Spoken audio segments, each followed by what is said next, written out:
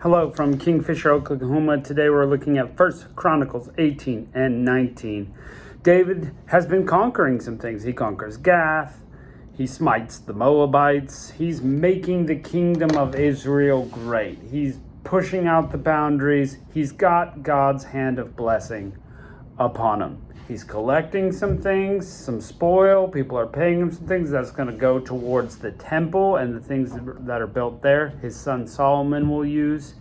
And we also get to see in this first chapter, 18, who works for David, which guys are doing what.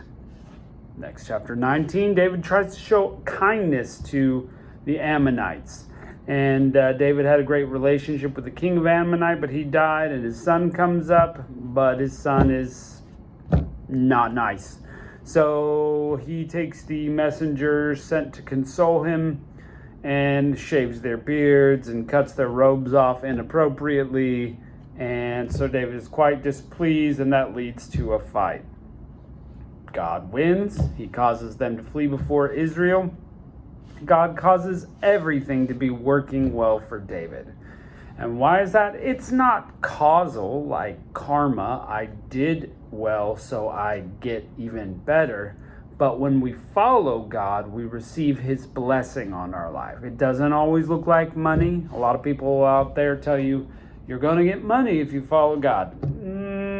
Doesn't say that in the Bible. Don't remember seeing that anywhere. But receiving God's blessing can look many ways, many different ways. And sometimes we have rough times. Look at Job. So it's not A plus B equals C, but God loves you and he wants to bless you, but he's not going to protect you and bless you if you're, doing your own thing out there and following a false god or following yourself. So something to think about today, but let's jump in to our chapter for the day, chapter 18. Now it came to pass after this that David smote the Philistines and subdued them and took Gath of her towns out of the hand of the Philistines. Then he smote Moab, and the Moabites became David's servants and brought gifts. David smote Hadarezer, king of Zobah, unto Hamath, and he went to establish his own dominion by the river Euphrates. David took from him 1,000 chariots and 7,000 horsemen and 20,000 footmen. David also hawked all the chariot horses, or hamstrung them, but reserved of them 100 chariots. And when the Syrians of Damascus came to help Hadarezer, king of Zobah, David slew the Syrians, 20,000 men. Bad choice for those guys to come up against David. Then David put garrisons in Syria, Damascus, and the Syrians became David's servants and brought gifts. Thus the Lord preserved David whithersoever he went. And David took the shields of gold that were the servants of Hadarezer and brought them to Jerusalem. Likewise from Tibhath and from Chun, cities of Hadarezer, brought David very much brass, wherewith Solomon made the brazen sea, and the pillars, and the vessels of brass. So there you go. There's Solomon in there. Now when king of Hamath heard how David had smitten the host of Hadarezer, king of Zobah, he sent Hadaram his son to King David to inquire of his welfare and to congratulate him, because he fought against Hadarezer and smitten him. For Hadarezer had war with two. And he went in all manner with him all manners of vessels of gold and silver and brass. Them also King David dedicated to the Lord with the silver and gold he brought from all these nations, from Edom, from Moab, and from the children of Ammon, from the Philistines, and from Amalek. Moreover, Abishai, the son of Zeruiah, slew the Edomites in the valley of Salt, 18,000. He put garrisons in Edom, and the Edomites became David's servants. Thus the Lord preserved David whithersoever he went. There you go. The Lord preserved David. He's really doing it. So David reigned over all Israel and executed judgment and justice among all his people. And Joab, the son of Zeruiah, was over the host, and Joshaphat, the son of Ahilud, recorder, and Zadok, the son of Ahitub, and Abimelech, the son of Abiathar, were priests, and Shavsah was scribe. Benaiah, the son of Jehoiada, was over all the Cherethites and the Pelethites, and the sons of David were chief about the king. Chapter 19. And it came to pass that Nahash, the king of the children of Ammon, died, and his son reigned in his stead. This is like Ecclesiastes, by the way. You know, Ecclesiastes is talking about how you can build up your kingdom, you can build up your stuff, you got to turn it over to your kids, and who knows what's going to happen with them. This king had a great relationship with David. Had he still been alive, no problem. But he handed it over to his son, and his son acted foolishly with the kingdom. Go figure. And David said, I will shew kindness to Hanun, the son of Nahash, because his father shewed kindness to me. David sent his messengers to comfort him concerning his father. So the servants of David came to the land of the children of Ammon to Hanun to comfort him.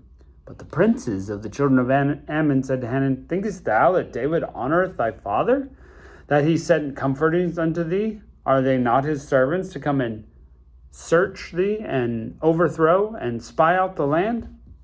Wherefore Hanun took David's servants, and shaved them, and cut off their garments in the midst, hard by their buttocks, and sent them away.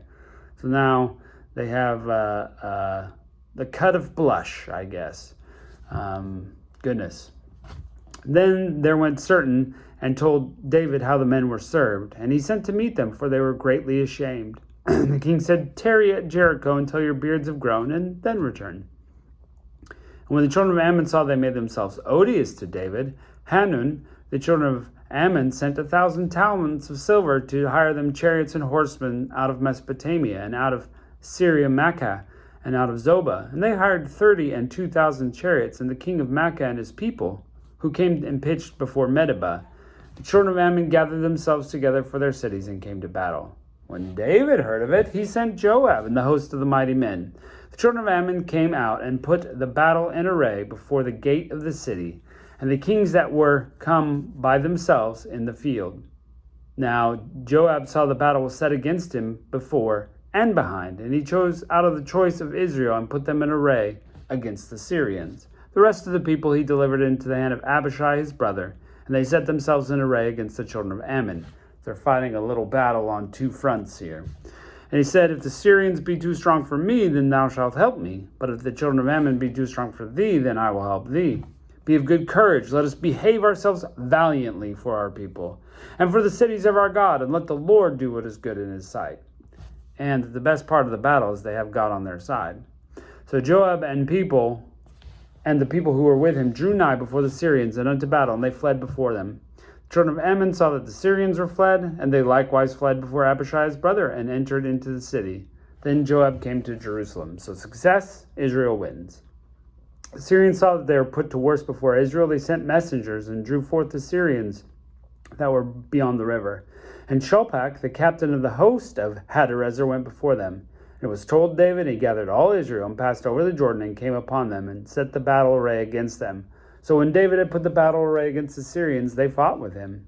The Syrians fled before Israel, and David slew the Syrians, 7,000 men, which fought in chariots, 40,000 footmen, and killed Shobach, the captain of the host. That's a big defeat. Israel's victorious. When the servants of Hadarezer saw that they were put to worse before Israel, they made peace with David and became his servants. Neither would the Syrians help the children of Ammon anymore. So, David expanding his kingdom at the blessing of God. We know that this is going to go. He's going to build it up, and he's going to hand it over to his son Solomon, who's going to have some peace in his life. Well, join us for that next time. Catch you then.